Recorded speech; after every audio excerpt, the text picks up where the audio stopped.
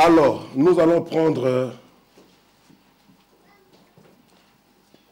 notre écriture principale. Notre écriture principale, c'est Apocalypse, chapitre 10. Vous allez vous rendre compte que ce livre d'Apocalypse, dans beaucoup d'églises, on ne parle pas de ça.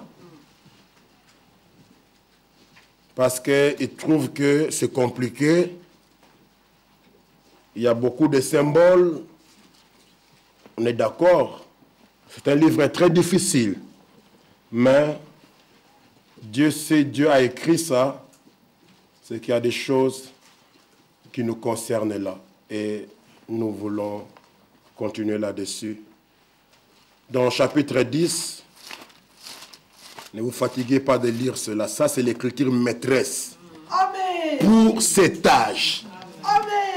Amen. Amen. Irénée n'a jamais prêché sur ça. Non, monsieur. Luther n'a jamais prêché sur ça. Alléluia. Wesley n'a jamais parlé de ça. Non, monsieur. Que ce soit Oral Robert, Billy Graham, tous ces grands dans l'âge de Laodicée là, ils n'ont jamais parlé de ça. Trouvez-moi un prédicateur en dehors du message qui se tient là qui dit aujourd'hui on va lire Apocalypse 10 de 1 à 7. Et ils ont raison parce que ça ne les concerne pas. Amen. Alléluia. Alléluia. Amen. Oh, gloire soit rendue au Seigneur. Alléluia. Comme... Alors, nous commençons au verset 1er. J'ai vu un autre ange puissant qui descendait du ciel, enveloppé d'une nuée. Au-dessus de sa tête était l'arc-en-ciel et son visage était comme le soleil. Ses pieds comme des colonnes de feu. Il tenait dans sa main un petit livre ouvert. Il posa son pied droit sur la mer et son pied gauche sur la terre. Il cria d'une voix forte, comme rugit un lion. Quand il cria, les 7 tonnerres firent entendre leur voix. Et quand les 7 tonnerres eurent fait entendre leur voix, j'allais écrire.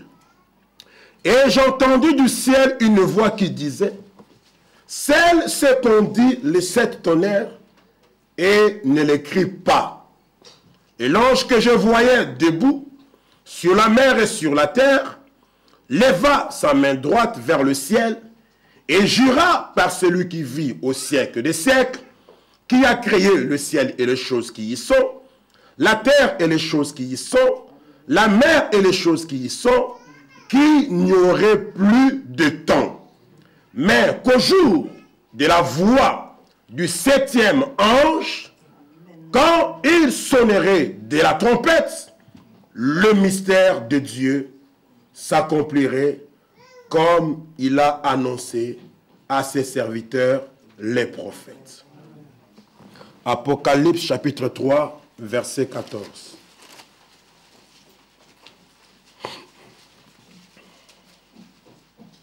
Écrit à l'ange de l'église de Laodicée. Voici ce que dit l'Amen, le témoin fidèle et véritable, le commencement de la création de Dieu. Hébreux chapitre 13.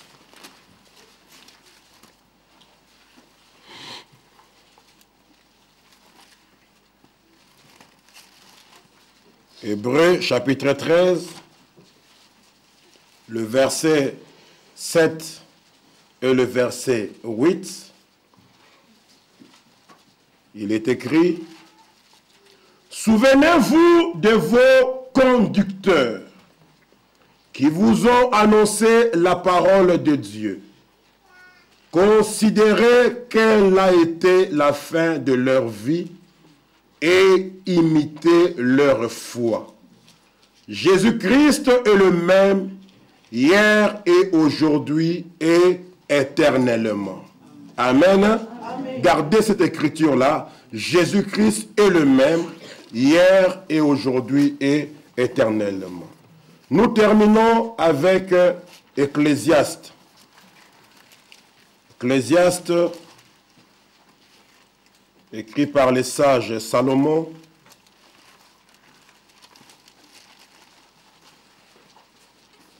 au chapitre 3,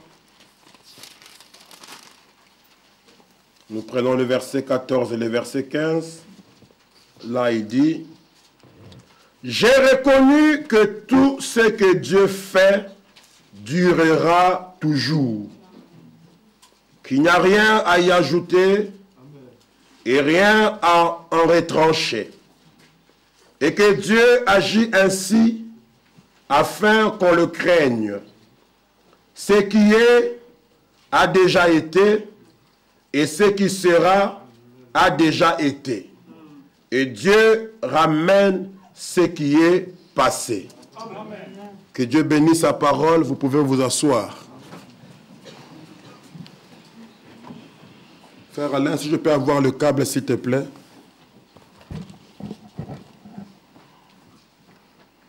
Donc, quand nous avons lu, c'est écrit Apocalypse chapitre 10, nous sommes en train de lire ça du verset 1 jusqu'au verset 7.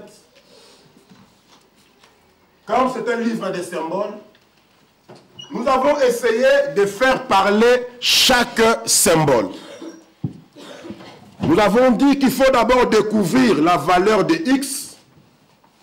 Quand on l'a découvert, on va la remplacer dans l'équation. Alors on pourra lire l'équation d'une autre façon, d'une façon qui ne sera plus symbolique. J'ai pris un exemple, j'ai dit, si on dit que 2x plus 3 égale 11, quand vous lisez ça comme ça, quelqu'un ne comprend pas. Parce qu'il y a un symbole, il y a une inconnue. Mais quand vous faites la résolution, vous arrivez à trouver que x égale 4. Alors à ce moment-là, vous lisez l'équation d'une autre manière. Vous remplacez maintenant x par sa signification. Vous avez 2 fois 4 plus 3 égale 11. Et c'est ce que nous essayons de faire dans ce livre d'Apocalypse. Nous avons vu que les 7 tonnerres ont été parlés ici.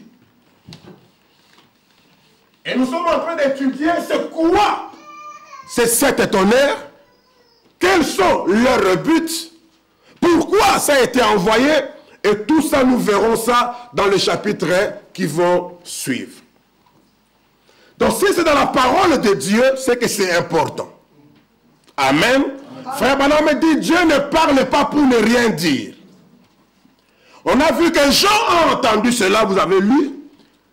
Il avait reçu l'ordre, Jean, d'écrire tout ce qu'il voyait et tout ce qu'il entendait. Mais quand on arrive ici, il veut écrire. Il veut écrire quoi? C'est que les tonnerres ont dit. On lui dit, n'écris pas. On a vu avec vous que Daniel aussi a vu la même chose. Lui aussi voulait écrire pour le mettre là. On lui dit, cache cela. Mais c'est quoi ce mystère de 7 tonnerres? On a dit avant d'aller là-dedans, découvrons d'abord c'est quoi les symboles qui sont dans ce livre. Alors nous avons commencé à lire avec vous et à décortiquer chaque symbole avec l'appui de la Bible et du message de ce jour. On a vu avec vous qui est cet ange puissant qui est descendu du ciel. J'ai vu un autre ange puissant. Qui est-il? On a vu c'est quoi être enveloppé d'une nuée. On a vu pourquoi est-ce qu'il avait l'arc-en-ciel. On a vu ça veut dire quoi? Qu'il a posé un pied sur la terre, un pied sur la mer. C'est quoi la mer? C'est quoi la terre? C'est quoi les pieds posés sur? On a vu qu'il a levé sa main droite et il a juré. D'abord, on a vu qu'il a crié. Quand il a crié, ces tonnerres ont fait entendre leur voix. Donc, on a un ange puissant qui descend. Pendant qu'il descend, il crie. Et quand il crie, on ne dit pas qu'il a rugi. Parce qu'il n'est pas un lion. Mais il a crié comme rugit un lion. Et on a montré, c'est comme là, ça veut dire quoi? Et c'est là on a été voir comme rugit un lion. Cela veut dire qu'on le compare déjà à un lion. Et on voit maintenant dans quel but un lion rugit-il pour voir pourquoi il a crié. Parce qu'il a crié comme rugit un lion. Va dans le naturel, comprends pourquoi est-ce qu'un lion rugit. On a vu qu'on l'a comparé à un lion. Son cri à lui, on a comparé ça au rugissement du lion. Et on est resté longtemps là avec vous. On a vu qu'il y avait 7 tonnerres qui sont sortis de sa bouche. On a vu c'était quoi le chiffre 7. On a vu avec vous c'était quoi le mot tonnerre. Alors, il a levé sa main et il a juré qu'il n'y aurait plus de temps. On a vu que c'était la fin des temps de rédemption. La rédemption était accomplie. L'œuvre de l'intercesseur était finie. Mais il dit les choses que tu n'as pas écrites, là, cache-les. Mais je te les jure. Parce qu'il a levé la main, il a juré. Il a juré quoi? Il a juré, Jean, je te jure. Amen. Et la Bible dit, il ne peut pas se tromper. Il ne peut pas mentir. Il a parlé sous serment. Amen. Il a juré à Jean. Il dit, Jean, c'est cela. Jean pouvait dire, mais Seigneur, pourquoi de telles choses doivent être connues par l'Église? Non, Seigneur, tu m'as dit d'écrire. N'écris pas. Mais Jean, je te le jure, à la voix du 7e ange, Amen, Amen, les choses que je t'ai dit de ne pas écrire seront révélées. C'est là où nous arrivons à ce point ici. Si le Seigneur nous dirige vers le 7e ange, Amen, Amen. C'est que ce 7e ange-là connaîtra le mystère. Il tiendra le secret de Dieu dans sa possession. Amen. Amen. Jésus, là, dans les départements, dans sa pensée, il voyait déjà qui est le 7e ange. Amen. Avant même qu'il ne naisse. Amen. Jésus, dans la vision, Amen, Jean l'a eu. J'ai lu les devoirs des enfants, je vais remettre déjà une partie. Amen. Et les enfants ont bien dit que Jean a eu cette vision-là entre l'année 95 et 96. C'est-à-dire pendant 2 ans. Jean était dans l'île de Patmos pendant 2 ans, frère. Alléluia.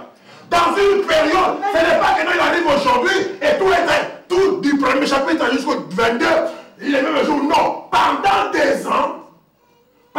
2 ans, Jean recevait ses visions. Du premier chapitre jusqu'à la fin. Et Jean écrivait ça. Amen. Amen. Les gens pouvaient voir Jean se déplacer, aller quelque part dans un coin et rester seul. On l'observait, il ne bougeait pas. Alléluia. Et il était parti dans une autre dimension. Amen. C'est comme je disais à un frère, ne comparez jamais frère Branham à vous. Non, monsieur. Amen. Même s'il avait une femme, toi si tu as une femme, ne le compare pas à toi.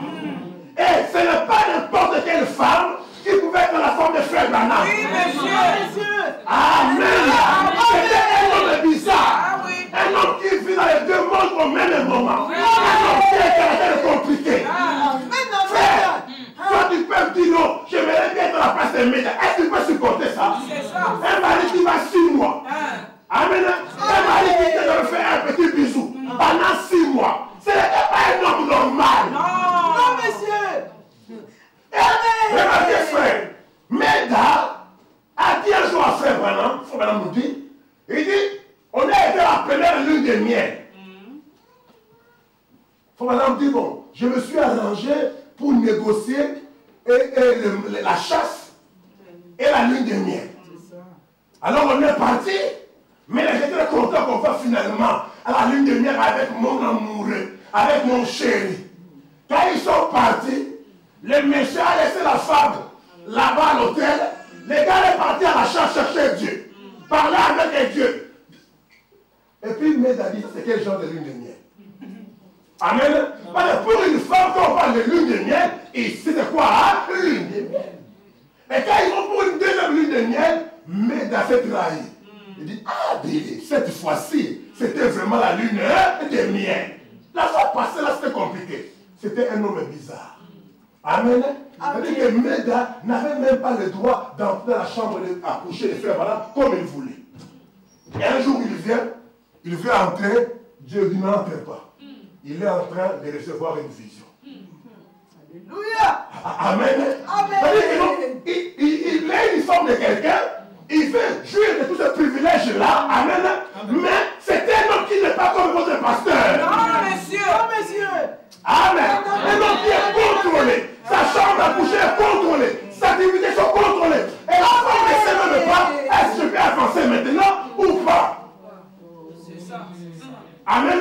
Amen. Rebecca dit, papa, reviens. J'ai fait mon papa. Il dit, mais je t'ai envoyé des poupées. Non, les poupées c'est bien, j'ai fait mon papa. Il avait une vie bizarre. Il pouvait partir, laisser la femme, laisser les enfants. C'était notre Moïse. C'est comme Jochebed a dit dans le film. Il a dit à la femme des filles de Pharaon, il dit, toi, tu l'as perdu. Quand il a été chercher son Dieu, moi je l'ai perdu quand il a trouvé son Dieu. Depuis que Moïse est entré dans la colonne de feu. Alléluia. Il est tellement occupé de l'affaire du Père qu'il n'avait pas le temps pour Jochebed. Pour Séphora. Amen. Amen. Je disais que Jean est entré là, il est resté, on pouvait le voir immobile pendant des heures et des heures. Amen. Frère Branham dit, je peux rester immobile pendant des heures. Il dit, on prend le papier, on examine ma respiration ici, rien ne sort. Pendant des heures, je reste là, mais le cœur fonctionne, les poumons fonctionnent, mais il n'y a pas de respiration qu'on peut me vérifier comme ça. C'était un homme extraordinaire. Dieu a pensé déjà à lui dans le livre de Patmos. Donc, je dis c'est très important de connaître qui est ce septième ange. Parce que lui, on lui a dit que quand il commencera à sonner la trompette, les mystères qui ont été cachés vont se révéler. Maintenant, nous voulons que vous preniez la Bible. Amen. Amen. Vous nous identifiez qui est ce septième ange. Parce que s'il y a un chrétien ici, dès qu'il a découvert le septième ange, il doit tout abandonner. Il doit tout laisser. Amen. Il doit suivre le septième ange. Parce qu'il croit la parole de Jésus que le septième ange est là, c'est lui qui tient les mystères de cette tonnerre. Jésus l'a dit, ne l'écris pas, mais on joue de la voix du septième ange. Amen. Ça vous le dites avec moi? On joue de la voix du septième ange. Quand il sonnera la trompette, c'est que tu as caché Jean. C'est que Daniel tu as caché. Cela sera révélé. Ce sera au temps de la fête. Si tu veux aller à l'enlèvement, parce que nous verrons que c'est cet honneur, c'est ce qui donne la foi pour la de l'enlèvement. Parce que chaque fois, c'est de cet honneur, on attend. Amen. Je ne prêche qu'une prédication sur la guérison divine, je vous donne la foi de la guérison divine. Quand les dénominationnels prêcheront sur la prospérité, en prenant aussi les Écritures, parce que ça fait partie de la parole. Amen. Ils vous donnent la foi pour être prospère matériellement. À chaque chose sa parole. Amen. Mais là, si nous voulons nous préparer pour être enlevés, et nous faut aussi avoir une parole, pas que nous parlons de la guérison divine, mais une parole qui est prêchée pour communiquer la foi de l'enlèvement. Parce que l'enlèvement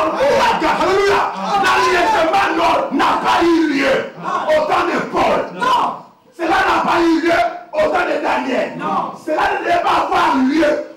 gangréné. C'est pour ça que ça ne sert à rien de révéler ces choses maintenant. Parce que tout ce que Dieu fait, il le fait dans un but. On n'est pas encore au temps de la fin. Pourquoi tu fais écrire ça? Ça sera quoi?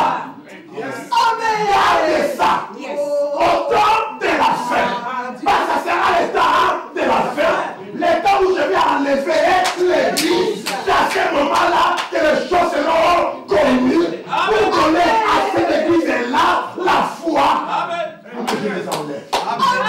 Daniel ne pouvait pas écrire ça. Je vais lire le prophète. Donc on va avancer. Frère, si Dieu l'avait écrit, les gens s'achopperaient. Est-ce qu'on est avec moi? J'insiste, c'est la carnet, sur l'importance de connaître qui est ce septième heure. Quand tu l'as découvert, approche-toi pour écouter sa voix. Parce que le Seigneur a dit à la voix du septième ange. C'est pour cela. Ne soyez pas scandalisés. Je ne suis pas un fanatique. Je dis ce que je crois. Si vous n'êtes pas connecté au septième ange, oubliez l'enlèvement.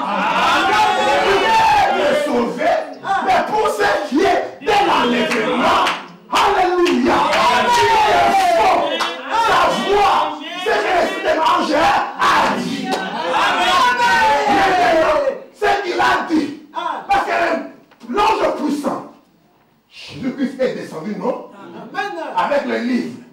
Le livre était comment? Toi, fais-moi. Le livre était comment? Ah oui, quand il est descendu avec le livre, Amen.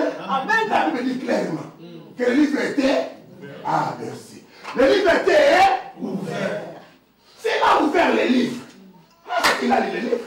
C'est ça. Oui. Amen. Amen. Mais quand il a ouvert le livre, il a trouvé quelqu'un sur la terre. Alléluia.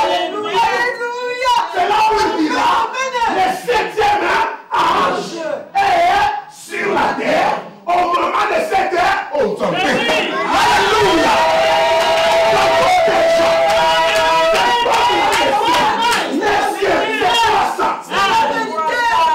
Amen. C'est la parole qui répondra. Il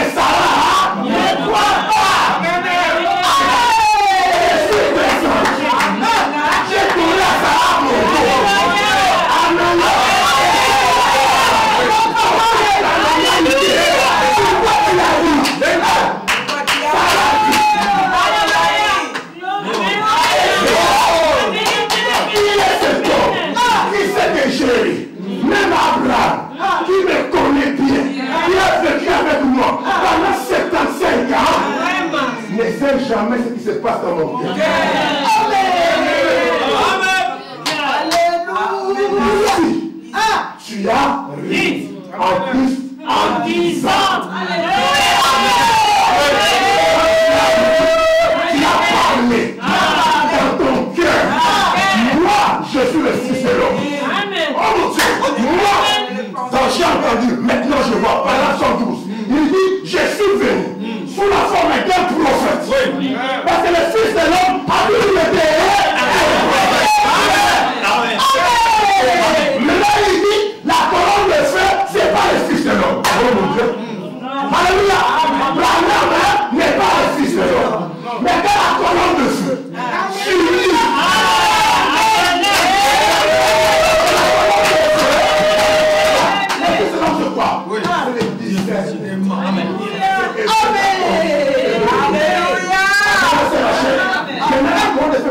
dessus, il ne va pas te discerner. Non, monsieur. Il a la personne d'un être humain. Alléluia. Dans un être humain, le deux, ça fait Fils de l'homme. Amen. Et le prophète dit, je suis un Fils de l'homme qui révèle le Fils de l'homme. Alléluia. Mais la colonne de feu était incapable de donner la parole du Saint-Esprit. La colonne de feu a besoin d'un. L'éternel a appelé Ananias. Amen. La colonne de feu. Tu vas la porter. Donne-lui le Saint-Esprit. Non. Je ne fonctionne pas comme ça. Non, je ne fonctionne pas comme ça. J'ai besoin de toi. Oh mon Dieu. Donner à la beauté l'âge. Bien était là. Mais non, j'étais incapable. Il a Corneille, le Saint-Esprit. Il dit Corneille, je te conseille.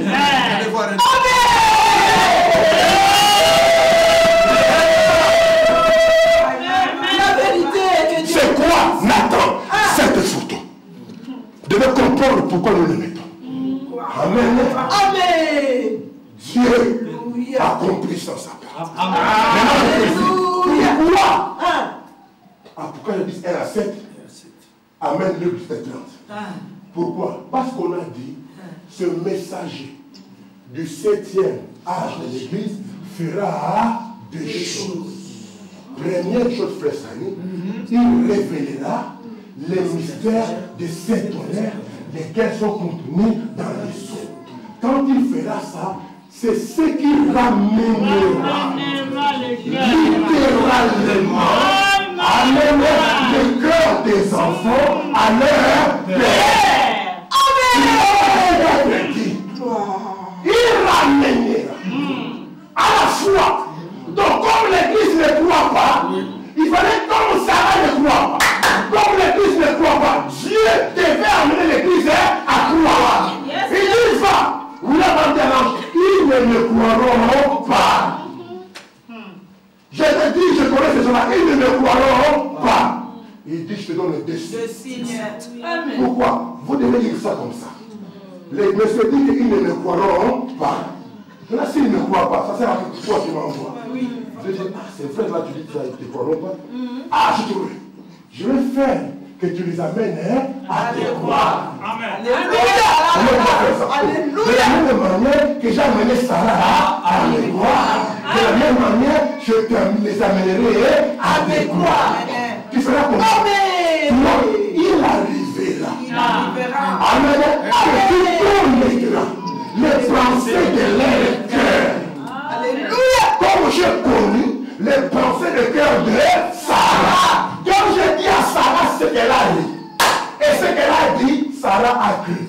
C'est quand je dis que Sarah a cru que je dis maintenant à Abraham, à la même époque, je reviendrai. Sarah, ta femme, aura un fils. Parce qu'elle vient maintenant de voir. Amen. Nous ne sommes pas ici dans les un conflit avec la sœur.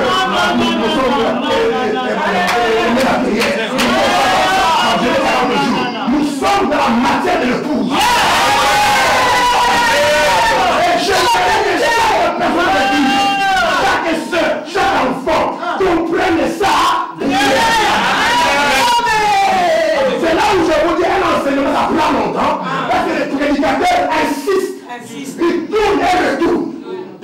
vous disons, pour que les gens comprennent, vous devez savoir ce que Dieu a fait dans cet âge de la fin.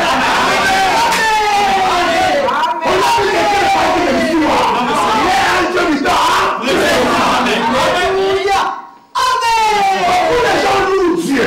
Ce qu'il a fait hier. Et nous louons Dieu, ce qu'il fera là-bas. Mais ce que Dieu fait maintenant, c'est échappe à beaucoup de gens. Qui doivent comprendre. Amen.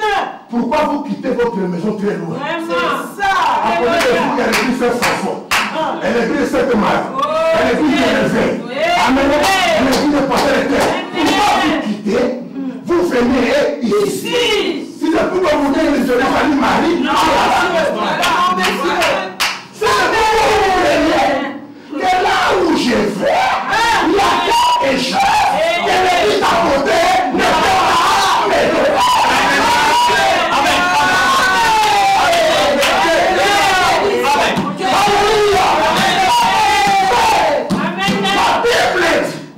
Tout ce que vous faites, sans conviction est un péché. Est venu ce matin, sans conviction est un péché.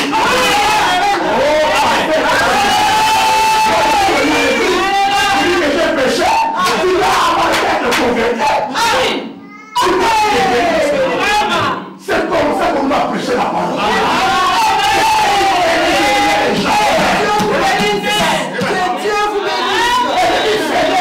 Nous serons l'église du message. C'est ça, c'est la vérité. Alléluia. Parce que frère, quand on allait, on écoutait du ni l'homme, ni l'église, ni l'illumination. Comme ça. Les prédicateurs qui connaissent.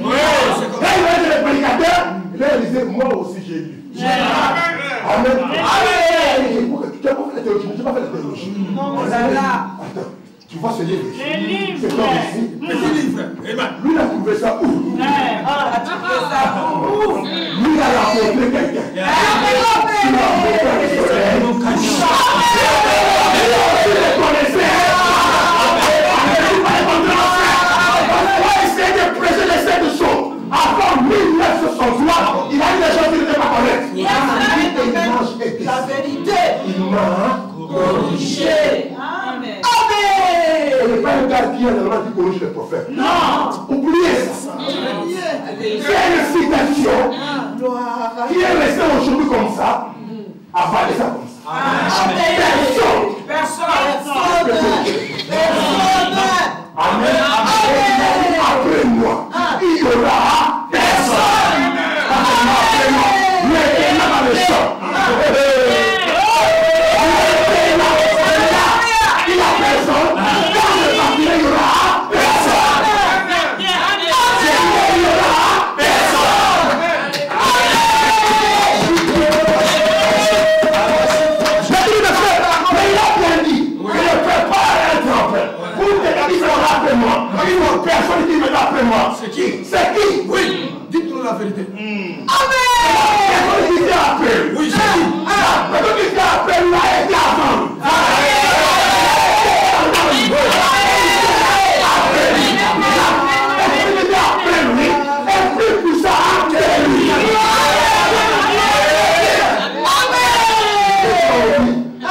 Personne.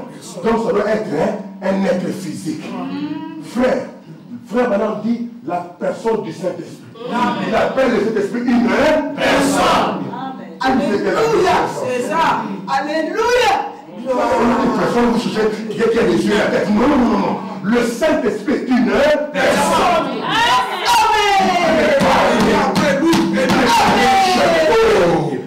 Voilà la réponse. Il préparait le chemin. Il préparait le chemin. Amen. Le septième ange de l'église de Laodicée. Amen. Mais les églises ne s'arrêtent pas là, les âges. Il y a une autre âge qui est ici. On appelle ça l'âge de l'épouse. Amen. Parce que l'épouse n'est pas Laodicée. Laodicée, il est aveugle. Comme il n'est pas aveugle. Laodicée, il est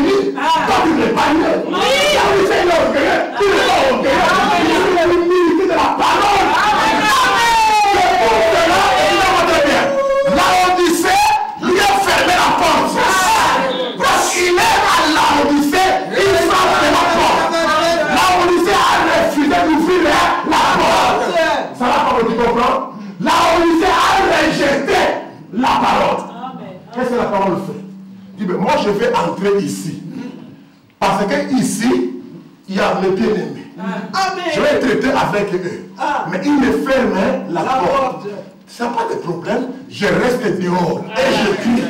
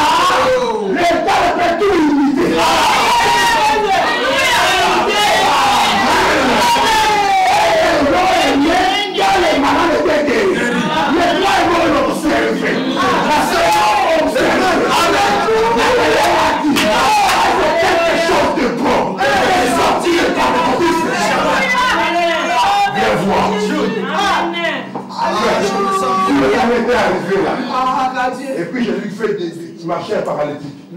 Ça n'allait pas attirer la personne. Non. Alléluia. Il a dit ça, on connaît. Il a fait ça. Samuel a fait ça. Moïse a fait ça. Mais moi, je n'attends pas Moïse. Il a un puissant qui est Moïse.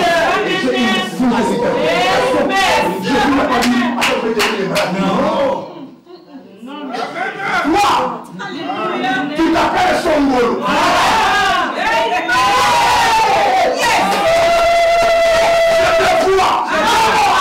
Tu n'es pas venu tout seul.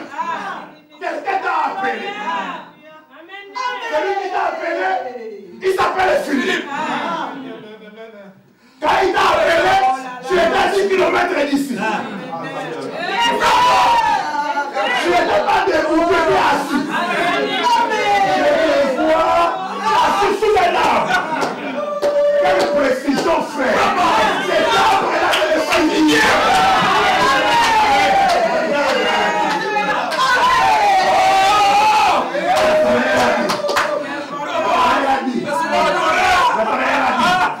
Je vois que je résiste. Le roi d'Israël.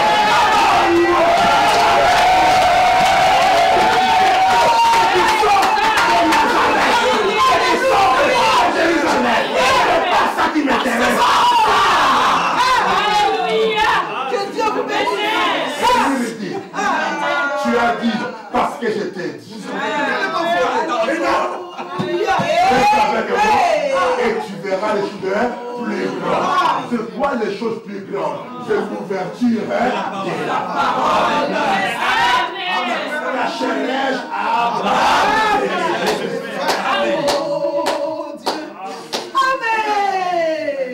Amen.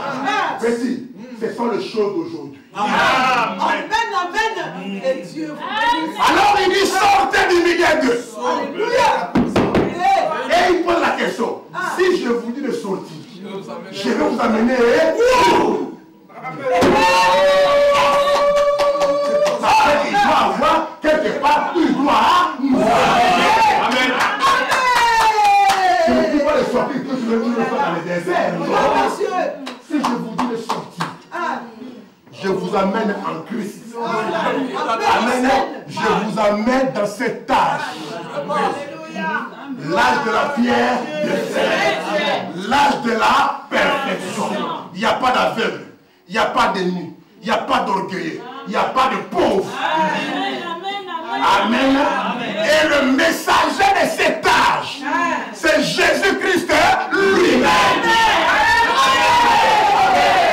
Amen. Tu as été appelé à sortir. Pourquoi? Pour entrer. Après être entré, on fait quoi? On doit monter. Pour Moïse, c'était sortir. Pour Noé, c'était entrer. Mais pour nous, nous mélangeons le tout. Nous sortons, nous entrons et nous montons.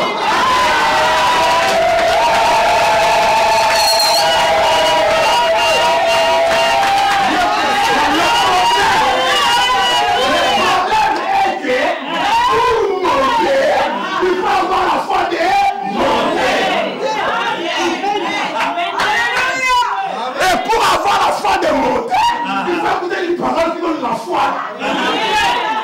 Et pour écouter la parole, il faut raconter la personne qui prêche cette parole. Amen. Pour raconter la personne qui prêche cette parole, on doit vous révéler qui. Amen. Amen. Sinon tu vas aller embrasser le cardinal Mosengo.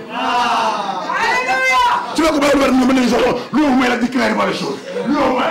On n'est pas ici avec clairement les choses. On est ici la révélation de la parole. Ça, ce n'est pas une affaire de l'homme, c'est une affaire de l'épouse. Amen. Amen. Qui est ce septième ange? Alors, on a vu avec vous que Dieu avait deux fils. Il avait l'aîné, il avait le cadet. On a montré que l'aîné, dans la parabole du fils prodigue, typifiait les Juifs. Et j'ai cité les Écritures, pourquoi l'aîné était les Juifs. On a montré que le cadet, c'était l'église des nations. On a montré que Dieu, le papa là, ne traitait pas avec les deux au même moment. Amen. Quand il traitait avec Israël, pendant les âges de prophètes et tout ça, les cadets étaient dans les nations païens idolâtres.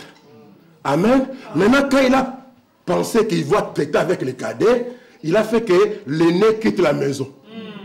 Amen. Pendant que les cadets revenaient, nous, l'église des nations, nous revenons avec l'apôtre Paul. Amen. Israël était en dehors de course. Amen. Amen. Maintenant, nous arrivons à l'âge où Israël, le fils aîné, commence à retourner. Amen. Parce qu'il attend des bruits à la maison. Il attend des réjouissances. Que le Messie est venu. Qu'on a immolé un agneau. Et quand il est venu, il a vu la fête. Il regarde comme ça. Les anges lui disent non. L'église des nations est revenue. Qui? Ceux qui adoraient les idoles, les sorciers, les magiciens, les statues, oui. Ils sont revenus. Et ton père a tué un agneau à la croix du calvaire. Il y a une grande fête là-bas. Le fils dit, on a fait quoi? On a tué un agneau dans l'économie de papa. Quand il vient, il n'est pas rentré. Amen. Amen. Il n'est pas rentré. Il dit, moi je suis resté avec toi ici. J'ai observé les lois. J'ai observé les préceptes, les ordonnances. Tu ne m'as jamais donné un animal de sacrifice. J'attendais toujours le Messie pour que je célèbre avec mes amis. Mais c'est celui-là, ton fils-là. C'est pour lui que tu sacrifies un agneau. Amen. Amen. Il ne traite pas avec Israël et les nations au même moment. Amen. Pendant que Joseph était en train de se révéler à ses frères, les enfants de Jacob, Asnath et le reste des nations n'étaient pas au palais. N'étaient pas avec lui plutôt. Amen. Il les a renvoyés. Il a crié fort. Laissez-moi seul. Alléluia. Tous sont sortis. Amen. Amen. Oui, il s'est dévoilé. Il dit, je suis Jésus-Christ que vous avez persécuté. Ils ont regardé, tout est bien se trasquer, tout est bien ici, dans la maison de mes frères. Mais quand il a suspendu de travailler avec Israël, il a ouvert une période où il doit travailler avec l'Église. On appelle ça comment, Rebecca? Tu n'as même pas suivi la question. On appelle ça comment la période? C'est pas l'explication, du moment que ça s'appelle une période. Donc moi, je pose la question, on appelle comment la période, là, tu me dis on appelle période. Non, je n'ai pas compris la question. Ah, parce que tu t'entends de rêver. J'ai dit ceci. Quand il a arrêté de travailler avec Israël, il a ouvert une période pour traiter avec l'Église. Cette période, on l'appelle comment? L'apéro de cet âge de l'église. Amen. Maintenant, Rachel Dissou, qui était le premier messager de l'apéro de là? L'apôtre Paul. Amen. Et on a dit à l'apôtre Paul, arrête avec Israël. Tourne-toi vers les nations. Tu seras la lumière des nations. C'est là où l'apôtre Paul a commencé, dans l'an 57, quelque chose de 97, là, à travailler maintenant avec l'Église. C'est là où Israël aujourd'hui a été complètement aveuglé. Si Israël n'a pas reçu Jésus, c'est parce qu'il a été aveuglé. L'apôtre Paul le dit. Il a été aveuglé pourquoi? Pour que toi, l'arbre sauvage, tu sois greffé. Amen. Maintenant, Dieu est en train de travailler avec nous. Et nous savons que nous sommes arrivés au 7e âge de l'Église. Donc, nous sommes à la fin de la dispensation des gentils. Ça veut dire que le temps que Dieu a alloué pour traiter, pour sauver les gentils, est pratiquement fini. Amen. Je vous ai dit, quand ça sera fini, les gens qui vont rater l'enlèvement continueront à venir à l'église. Ils continueront à donner leur vie au Seigneur. Ils continueront à avoir les baptêmes d'eau, à payer les offrandes, à payer les dîmes, mais ça sera en vain. Oh, l'heure là, ça va vite. 13h20 déjà. C'est pas possible. Oh, je suis désolé. Alors, sautons vite. Pendant les deux citations qui restaient pour terminer. Alors, nous sommes en train, je suis désolé. Nous sommes en train de passer. Quand c'est bon, on ne va pas l'heure passer. Hein? Amen. Amen. Quelqu'un qui aime le fumbois, quand il mange, il mange. Amen. Et que la tête est finie, oh, mais vous avez mis un peu. Non. C'est que c'est tellement bon. Comment on dit ça? Lécher même l'assiette là. Bon, moi, le fumbois, c'est pas vraiment mon truc. Hein.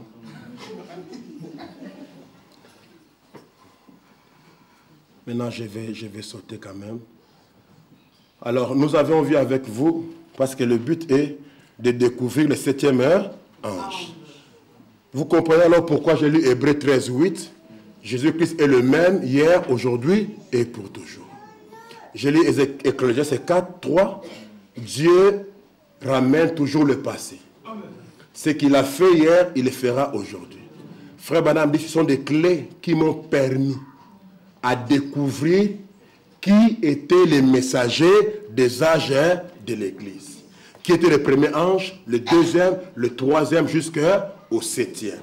Il dit, nous avons vu que Dieu a commencé à traiter avec l'Église par l'apôtre Paul. Il était le premier ange. Amen. Amen. Ange de l'âge de l'Église d'Éphèse.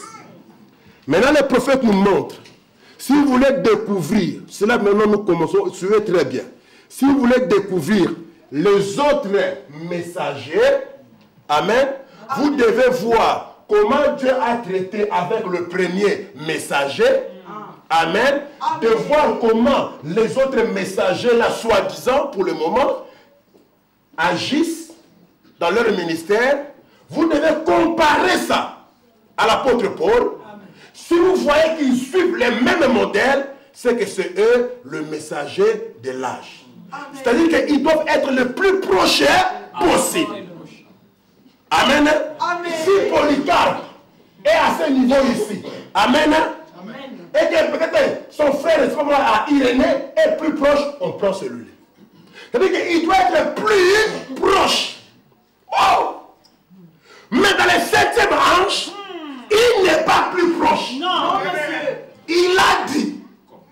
Amen. Amen. Comme Paul a prêché. Amen. Alléluia. J'ai prêché de la même manière. Amen.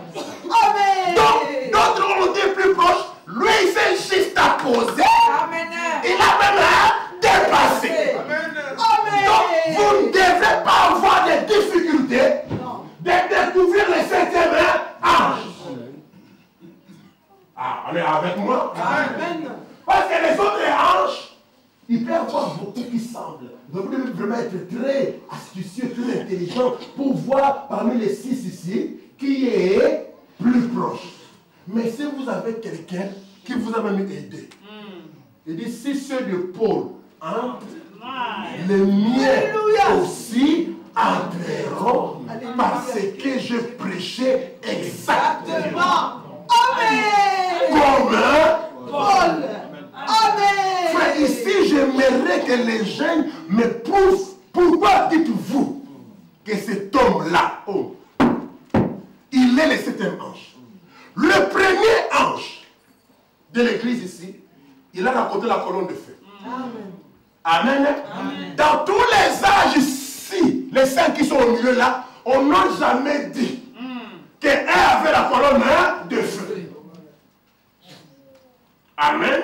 Amen. Le premier avait la colonne de feu. Écoutez-moi très bien, je vais sauter un peu. Il avait la colonne de feu. Le premier, pour avoir la révélation des choses qu'il a écrites, il a été au désert. Amen. Amen. Il raconte la colonne de feu et il va au désert. Quand il sort du désert, il nous livre le Nouveau Testament. Les derniers aussi devraient raconter la colonne de feu, devraient aussi aller au désert. Arizona, c'est un désert. Amen. Quand il sort de là, il va nous ouvrir la parole. Mais la clé dit ceci. Ça, c'est un élément central. Et vous et ceux qui vont nous suivre plus tard, qui comprennent ça. Dans exposer de cet âge de l'église, c'est l'âge de l'église. Où est ma clé là? Je vais trouver ça ici.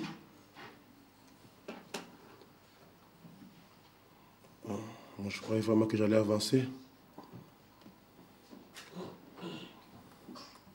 Il dit, c'est le modèle que Dieu a utilisé.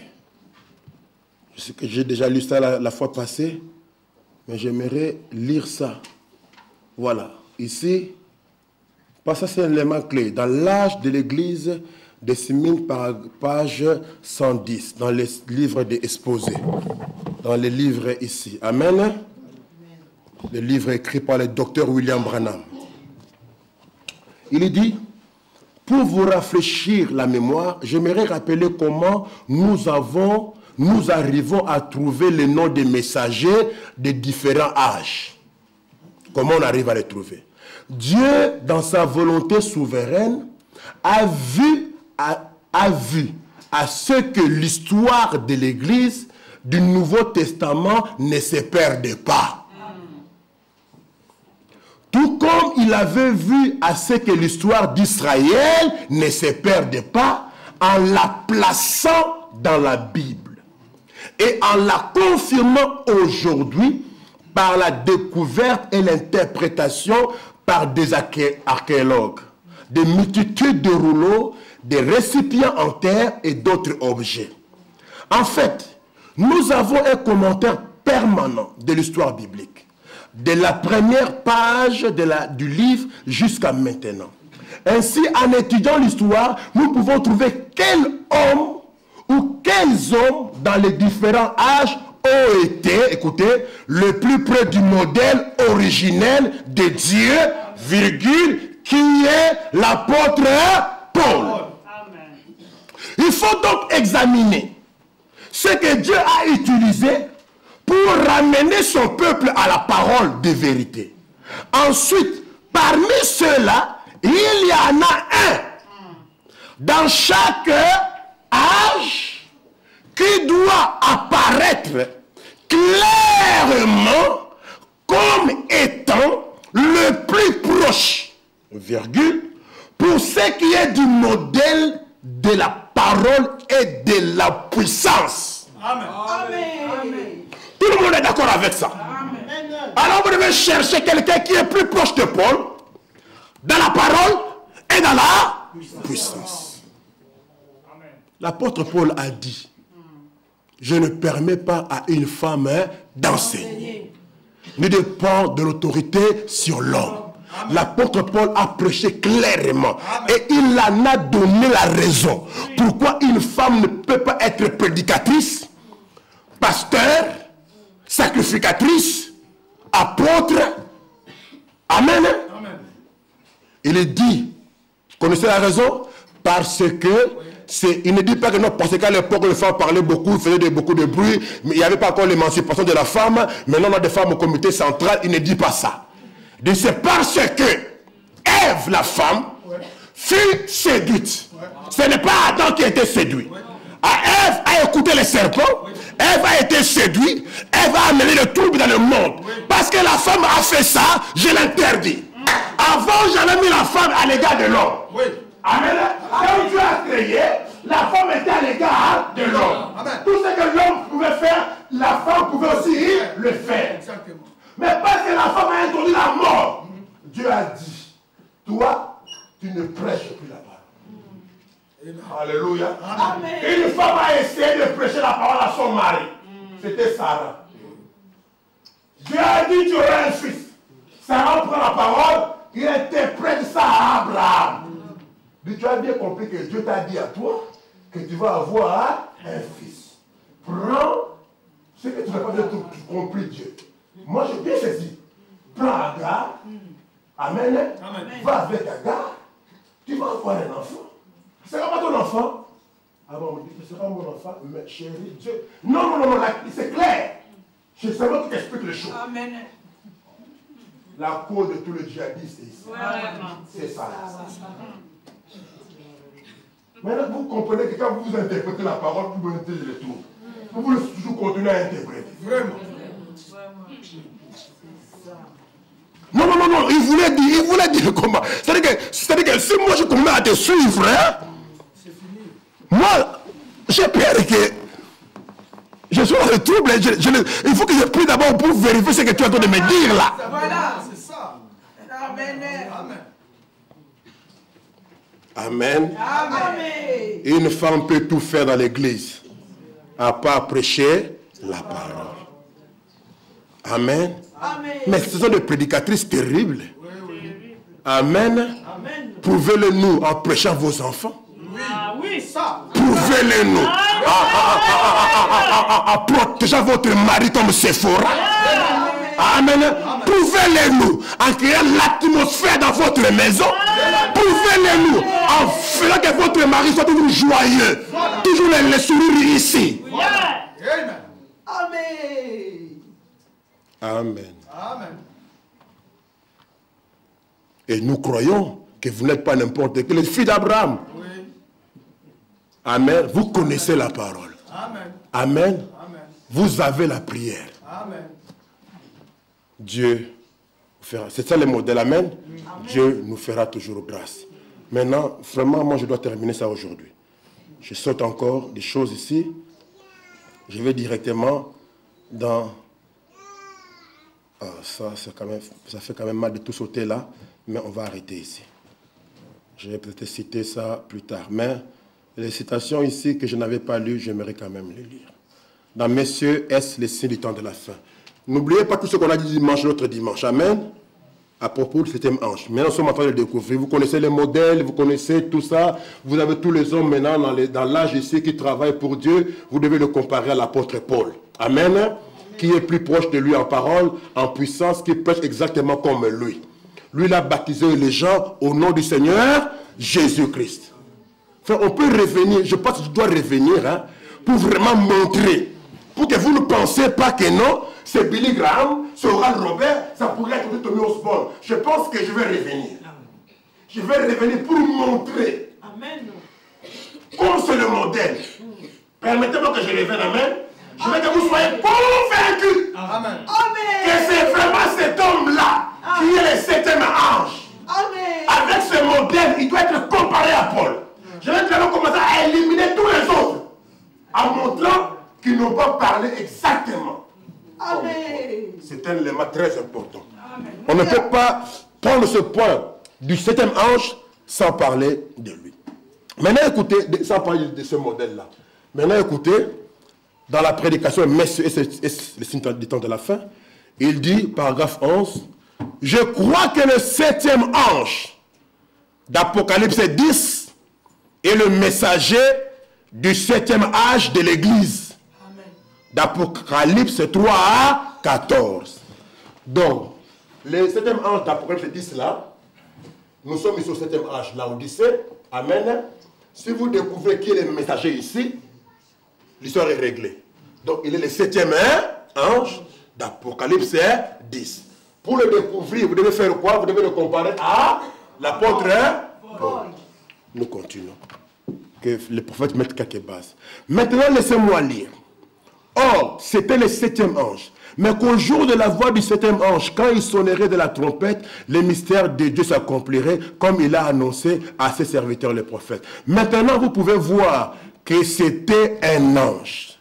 C'est l'ange du 7e âge de l'Église. Parce qu'il est dit que c'est le 7e ange du 7e âge de l'Église. Voyez-vous? Apocalypse chapitre 3, 14. Dans la prédication, l'enlèvement. Parce qu'on dit que quand il sonnera de la trompette. Paragraphe 114. Je crois que j'avais lu ça aussi. Pour vous montrer que c'est là où on avait un peu introduit la semence du serpent. Pour montrer qu'il était le 7e. Et non qu'il était le 7e depuis Adam. Et que c'est un homme qui a été enlevé. Amen. Cela veut dire que c'est dans le 7e âge qu'il y aura l'enlèvement. Maintenant, remarquons, ça j'ai lu, mais je dois quand même sauter parce que sinon je vais garder longtemps les gens. Nous arrivons ici. Il dit, maintenant il n'y a aucun doute. Nous sommes dans le 7e âge de l'Église. C'est le 7e âge de l'Église qui est pris dans l'enlèvement. Tous les 6 autres moururent, mais un autre fut enlevé, car il ne fut plus trouvé. Bonjour Congo. Il ne fut plus trouvé. Si on vous trouve, c'est que vous n'êtes pas enlevé. Car il ne fut plus trouvé. Dieu l'avait pris. Tous les autres moururent, mais l'enlèvement d'Enoch fut un type de l'épouse des derniers jours qui sera appelée hors du 7e âge de l'Église et sera enlevée sans passer par la mort. Paragraphe 106. C'est le 7e âge de l'Église qui est pris dans l'enlèvement. Tous les autres 6 moururent. Mais notre fut enlevé car il ne fut plus trouvé. Dieu l'avait pris. Tous les autres moururent. Mais l'enlèvement d'Enoch fut un type de l'épouse des derniers jours qui sera appelé hors du 7e âge de l'Église et sera enlevé sans passer par la mort. Nous rendons maintenant témoignage de cet âge. Oh là là, dit frère Branham. Il dit, creusons maintenant plus profondément. Voici aussi un type de cet âge de l'Église. Il est dit dans Apocalypse 17 que le grand mystère du livre devait être dévoilé par le message du 7e âge. Mais comment vous dites que ce n'est pas dévoilé? Vraiment. Si ce n'est pas dévoilé, c'est qu'il a manqué le bête, frère. Cela, moi, je ne comprends pas. On dit ici, or, il y a un messager en haut. 27. Voici aussi un type de cet âge de l'Église. Il est dit dans Apocalypse 17. Qu'est-ce qu'il est dit dans Apocalypse 17? Il est dit que le grand mystère du livre devait être dévoilé par le message du 7e ange.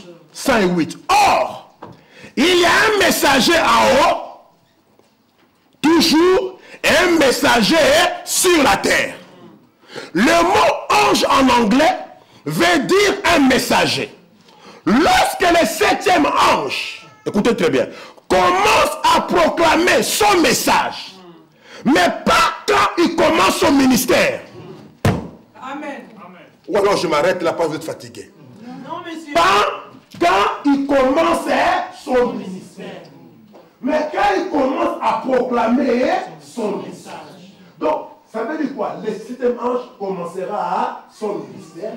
Il va travailler. À un certain moment, dans le ministère, une certaine date, un point, il va commencer à proclamer son message. Amen. C'est quand il va commencer à proclamer son message que le mystère, amen, qui était caché dans l'Apocalypse 10 sera dévoilé. Bon, on peut arrêter l'enseignement ici et vous comprenez maintenant ce qu'on s'est donné. Amen. Alléluia. Gloire à Dieu. Il a commencé son ministère guérissant les malades, faisant des voyages, tout ça, mais à un certain point. Amen. Il a eu son message, il est venu, il a commencé à proclamer son message. Nous y reviendrons. Il dit Jésus, quand il commençait son ministère, commença par guérir les malades et les affligés. Oh, tout le monde l'appelait Rabbi. Il était un prophète. Tout le monde le voulait dans son église. Mais lorsqu'un jour il s'assit et dit, voilà le message de Jésus. Jésus commence maintenant son ministère. Quand il dit, moi et le Père, nous sommes un. Il commence maintenant à proclamer son message. Quand il a commencé son ministère, amen, il était en Canaan, il a changé l'eau en vin, amen, il a ouvert les yeux de l'aveugle Bartimée, il a fait, c'était tout le monde, courait. Un jour, il dit, bon, je crois qu'aujourd'hui, c'est mon 28 février 1963, je vais maintenant commencer à proclamer mon message. Je vais commencer à dire des choses, alléluia, qui fera que d'autres nous abandonnent. Amen. D'autres tordent l'essence. D'autres fabriquent des doctrines. Maintenant, ici, c'est le pain d'Abika. Maintenant, ici, on va tout déchirer. Il dit, si vous ne mangez pas ma chair. Alléluia. Et les gens qui ramènent les prophètes de la Bible, ont été achoppés. Amen. Parce qu'ils ont pris l'écriture là. Il dit, Moïse avait dit, je vous enverrai un prophète. Comme Moïse. Donc, c'est-à-dire que là, c'est le raisonnement. Là où quand Dieu veut vous trouver, vous trouve. Tu peux bien raisonner. Bon, non, frère, tu as étudié, non? Oui, raisonnons. Moïse a dit, il enverra un prophète comme lui. Donc, quand c'est comme frère, donc il doit prêcher comme Moïse. On est d'accord? On est d'accord. Mais les messieurs-là que nous avons suivis, ils viennent de dire qu'on doit manger sa chair. On doit boire son sang. Maintenant, frère, quand le livre de Lévitique, là, qu'est-ce qu'on a dit? Et si je lis clairement noir sur blanc, parce que nous ramenons maintenant Jésus dans la Bible. Il est écrit, tu ne mangeras pas la chair de l'homme, tu ne boiras pas le sang d'un homme. Maintenant, frère, vous pensez vraiment qu'il veut toujours de Dieu? Ah, mais ne les ramenez pas. Non, mais Comme les frères ont chanté, la Bible est une grande forêt. Amen. Amen. Si tu entres là-bas sans guide, tu seras piqué par les épines. Ça, c'est la vérité. Nous, on ne le ramène pas. Nous, si on nous dit que les mercredis marchaient pieds nus, les mercredis on commence à marcher pieds nus. Tu vas ramener, tu connais même la Bible là. Tu vas ramener comment? Un livre de symboles, un livre de types, un livre où vous dit que non, une bête sort de la mer. Tu vas ramener ça comment? C'est ça. Comment une bête sort de la mer? Tu ramènes ça comment? Lui il dit que non, la bête qui sort de la mer, c'est l'église catholique. Et puis il a bien démontré ça. Bon, toi tu veux, non, je vais voir dans la Bible où on a écrit que c'est l'église catholique. Je vais voir dans la Bible où on a écrit le nom d'Abraham. Montrez-moi dans l'Ancien Testament où on a écrit le nom de Jésus. Où on a écrit le nom de Jean-Baptiste. Pourtant, quand la femme samaritaine a vu. Alléluia. Oh, mais c'est qui était dans la Bible. On n'a pas demandé, mais c'est qui, on t'appelle comment? On n'a pas demandé le nom de monsieur. La femme avait l'identification. Amen. Il dit, je sais que quand le Messie viendra,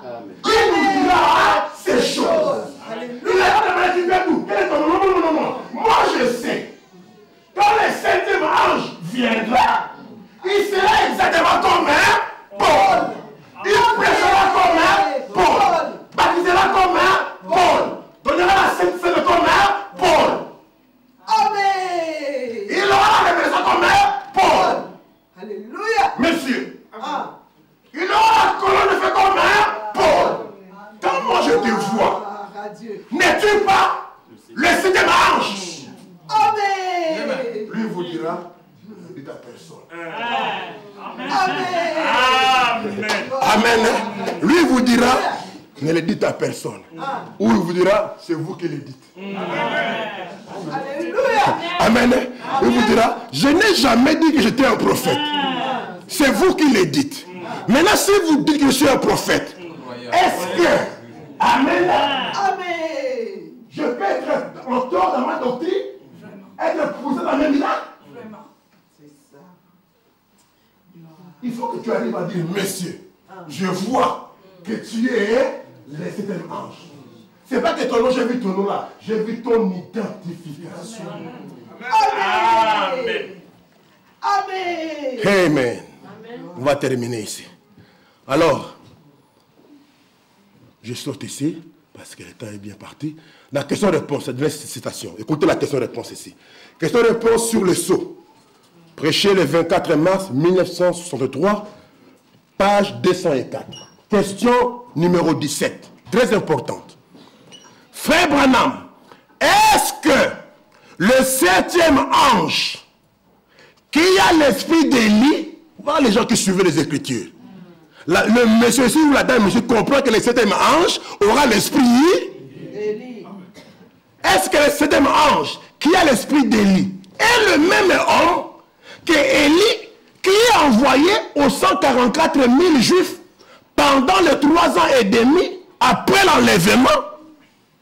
Frère Barbara, non, ta question est fausse. Une très bonne question. Suivez-moi très bien. Est-ce que le septième ange qui a l'esprit d'Élie est le même homme que Élie qui est envoyé aux 144 000 juifs pendant les 3 ans et demi après l'enlèvement? Certains d'entre nous sont embrouillés là-dessus. Amen. Même jusqu'aujourd'hui, certains d'entre nous sont embrouillés. Nous, on va répondre à la question. On va lire la réponse. Amen. Croyez comme elle est écrite, ne soyez pas embrouillés. Ah, frère, les embrouillements ont commencé depuis longtemps. Hein? Du vivant du prophète, les gens étaient toujours embrouillés. Réponse, non. Ce n'est pas le même homme. Mais si frère Branham dit que ce n'est pas le même homme, toi tu veux me dire que c'est le même homme que moi. Ce sont 2 hommes différents. C'est lui qui dit. Il dit, Élisée qui est venu sous la forme d'Élie n'était pas Élie. Et l'esprit d'Élie qui est venu sur un homme appelé Jean-Baptiste n'était pas Élie. Et l'homme, virgule, le 7e ange, virgule, le messager à la fin de l'âge de la Odyssée ne sera pas le vrai Élie. Ça sera quelqu'un des nations. Amen. La question est, frère Branham, est-ce le 7e ange là? Il répond, il sera quelqu'un des nations qui viendra vers les siens. Oh. Si ça dépend entre les miens aussi. Il viendra vers les siens. Amen. Paragraphe 205. Élie va, 3 points de suspension. L'esprit d'Élie qui viendra là-bas vers le peuple, ça sera un juif. Amen. Ça sera un juif. Voyez-vous? Car ils sont envoyés à leur propre peuple. Voilà la révélation que j'en ai. Amen. Dernière citation. Mariage et divorce. Paragraphe 58. Je saute parce que le temps est passé. Apocalypse 10. Et quand le 7e ange, virgule, le messager de la Odyssée, virgule, sonnerait de la trompette, virgule, les mystères de Dieu seraient révélés. Et cet âge est le dernier qui est celui de la Odyssée. Exposé de cet âge de l'Église. Paragraphe, page 323. Il est dit, je saute un peu l'autre truc, il est dit, celui que nous avons ici dans Apocalypse 17 est le messager du 7e âge. C'est un homme. Il doit apporter un message de la part de Dieu. Voilà pourquoi il est appelé ange. Et son message et son ministère terminent les mystères de Dieu, comme il a annoncé à ses serviteurs, les prophètes. Dieu traitera avec ce dernier messager comme un prophète, car il est un prophète. C'est bien ce que Paul était dans le premier âge. Le dernier âge en a aussi un. Amen. Donc tous les saints ici ne sont pas des prophètes. Ils sont des réformateurs. Amen. J'ai déjà expliqué ça. Amen. Amen. Mais ça c'est le tout au commencement. Tel est le dernier, tel a été le premier. Amen. Amen. Amen. Alors, trouvez-moi un homme qui est comme ça. Vous trouvez le 7e ange. Celui qui a le ministère, le travail de révéler ce que l'apôtre Jean n'a pas écrit. Amen. Amen. Que Dieu bénisse sa parole. Amen. Nous pouvons nous tenir debout pour prier. Je clôture un peu ce chapitre ici. Amen. Je crois que vous comprenez pourquoi le 7e ange, c'est William Marion Branham. Amen. Amen. Amen. Allez étudier sa biographie, allez étudier sa vie, allez étudier ses prédications, vous découvrirez. Là, pour un débat, on est prêt pour faire un débat là-dessus. Amen. Le 7e ange, c'est le messager du 7e âge de l'Église. Et on a prouvé que c'est William Marion Branham, le prophète du temps de la fin. Il est comme Paul. Il a prêché comme Paul, la colonne de feu ici. Ça l'a confirmé. Ça, c'est l'ange de l'alliance. C'est Dieu lui-même qui s'est laissé photographier. C'est la même colonne de feu qui a rencontré Paul sur le chemin de Damas. C'est la même colonne de feu qui a conduit les enfants d'Israël à sortir, amen, dans le premier exode. Nous sommes dans le 3e exode. Parce qu'on nous appelle à sortir de l'âge de la Odyssée. Amen. Et dans cet exode, Dieu envoie un 7e ange. Comment saurez-vous qu'il est venu de Dieu? Écoutez cette prédication. Sa parole amène qu'il prêche. Regardez la puissance de Dieu qui est dégagée dans son ministère. Regardez la vie qu'il requiert aux croyants de vivre. Et vous comprendrez. Lisez même les livres d'histoire. Ils ont écrit, les théologiens, qui ne croient pas les messages. Ils ont écrit que William Branham est l'initiateur de ce grand mouvement de réveil de la guérison divine. Je lisais dans Wikipédia. Wikipédia dit de tous les hommes qui ont un peu parlé de ce qui s'est passé dans les jardins d'Éden, aucun n'a détaillé les choses comme William Branham. Pour nous montrer la sémence du serpent. C'était une relation sexuelle entre le serpent ancien et Ève, qui a produit un enfant. Et Ève a eu des jumeaux. Si vous lisez la Bible, la Bible dit Adam connut Ève, et la Bible dit Ève enfanta des enfants. Le matin, Adam, Ève était avec le serpent. Et l'après-midi, Ève était avec Adam. Le même jour, avec des hommes, il a eu des jumeaux. Il n'y a pas plus tard que quelques semaines ici, aux journaux de la France, ils ont dit en Vietnam, ça s'est passé. Un monsieur a vu sa femme donner des jumeaux. Les messieurs, je vais vous envoyer ça sur WhatsApp, c'est les journaux d'aujourd'hui là. Le monsieur dit, il doute que leur enfant c'est son enfant. Mais des jumeaux nés le même jour. On a fait le test ADN. On a révélé qu'un des garçons n'était pas son fils. Et on dit, c'est possible. La science a prouvé que c'est possible. Ce n'est pas le premier cas. Allez sur Internet, vous verrez. Même du vivant de Frère Branham, il y en a publié un cas comme ça. Une femme noire qui a eu un enfant métis, un enfant noir, deux jumeaux, nés le même jour. Amen. La vérité. Qui a expliqué ça? Frère, on va prêcher sur la sémence du serpent pour vous donner des atouts. Qui a prêché ça? Et le prophète dit, c'est l'ouverture de cette chose. Amen. Frère, nous savons où nous tenons. Amen. Amen. Amen. Nous sommes prêts à aller en prison, frère. Nous sommes prêts à mourir. Et à dire comme l'apôtre Pierre, qui d'autre irions-nous? Alléluia. Que la parole condamne ma vie, elle a raison. Amen. Parce que ça, c'est le 7e ange. Alléluia.